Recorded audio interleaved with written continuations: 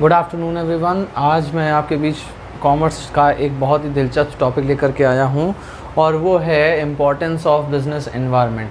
बच्चों, ये जो टॉपिक है वो कॉमर्स में लॉन्ग क्वेश्चन में ज़्यादा पूछा जाता है और इसके 2 से 3 से 4 से 5 से मतलब 3, 4, 5 इनमें इसके क्वेश्चन पूछे जाते हैं। 3 मार्क्स का, 4 मार्क्स का या 5 मार्क्स का।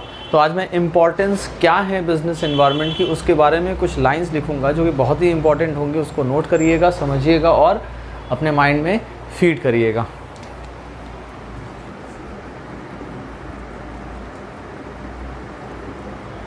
इम्पॉर्टेंस को सिग्निफिकेंस भी बोला जाता है। इम्पॉर्टेंस ऑफ बिजनेस एनवायरनमेंट, इसको आप सिग्निफिकेंस भी कह सकते हैं बिजनेस एनवायरनमेंट के। अब मैं इसमें एक लाइन लिख रहा हूं जो कि बहुत ही इंपॉर्टेंट है इसकी एक्सप्लेनेशन के लिए, या अभी मैं उसको एक्सप्लेन भी करूंगा। By scanning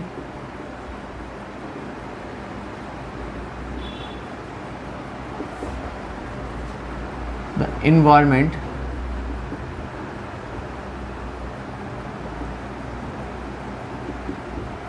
by the business firm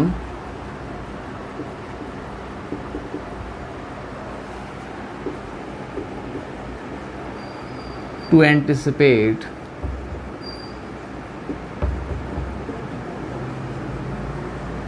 the different events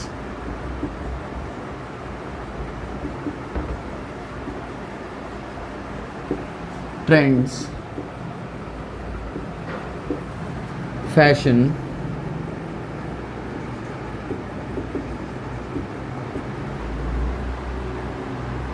and expectations of consumers. By scanning the environment by business firms to anticipate, the word anticipate is very important for the different events, trends, fashions, expectation of consumers. इसके बाद एक और point है, वो business firm successful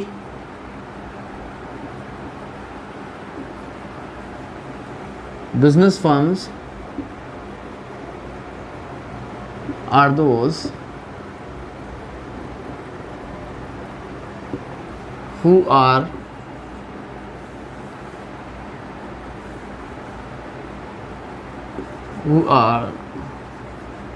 always ready to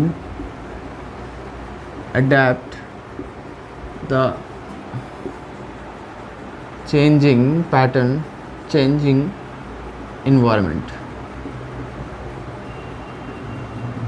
means इसलिए भी business के environment को स्कैन करना या उसको अंडरस्टैंड करना या उसको समझना इम्पॉर्टेंट है, क्योंकि अगर कोई बिज़नेस फर्म अगर इन्वायरमेंट को नहीं स्कैन कर रही है, इन्वायरमेंट में बहुत सारी चीज़ें हैं, सोशल है, टेक्निकल है, पॉलिटिकल है, कस्टमर है, कॉम्पिटिटर्स हैं, पब्लिक है, सप्लायर्स हैं हमारे, या हम ये कह लें कि हमारे एम्प्लॉयज़ हैं, इन सब को अगर नहीं समझा जा रहा है तो आप कहीं ना कहीं अपने ही बिज़नेस के लिए एक गड्ढा या गर्त खोद रहे हैं, जो कि बिज़नेस धीरे धीरे धीरे धीरे डंप होता चला जाएगा।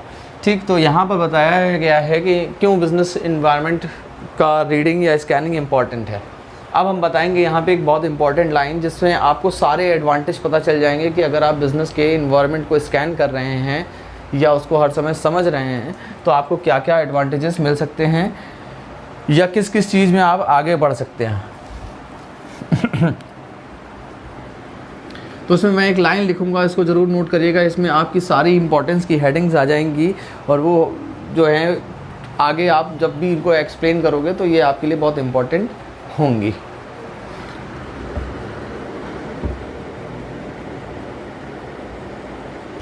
Continuous warning to make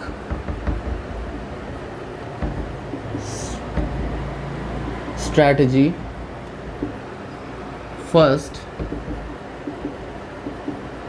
for consumer and, consumer कह लें, कस्टमर कह लें, बात एक ही है, कंज्यूमर एंड पब्लिक। अगर आप इस लाइन को समझेंगे तो आपकी बुक में लिखी हुई वो एडवांटेजेस जो सिग्निफिकेंस के अंदर लिखे हैं वो सारे ही सिग्निफिकेंस इसमें आए हैं। एक है कंटिन्यूअस, एक है वार्निंग, एक है मेक, एक है स्ट्रेटजी, एक है फर्स्ट, और एक है कंज्यूमर या कस्टमर, या फिर एक है पब्लिक। अब अगर हम इनको एक्सप्लेन कर दें हेडिंग्स में, तो पहली हेडिंग आपकी जो यहाँ लिखी हुई है वो है कंटिन्यूअस लर्निंग। दूसरी हेडिंग है वार्निंग सिग्नल्स। तीसरी हेडिंग है मेक मीन्स मेक चेंजेस कह सकते हैं, या कूप विथ चेंजेस। मेक और कूप दोनों का मतलब एक ही है, स्ट्रैटेजी, फॉर्मुलेशन।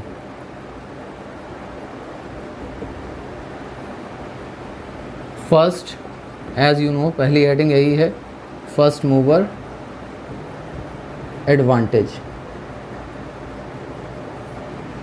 कंज्यूमर यानी कि customer focus, and the last one is public image. इस तरह से अगर आप इस लाइन को याद करेंगे खाली, तो आपकी ये जो हेडिंग्स हैं वो सारी हेडिंग्स याद हो जाएंगी। और कॉमर्स में as you know headings are very important while you explaining any content in brief. Means continuous warning to make a strategy first for consumer and public.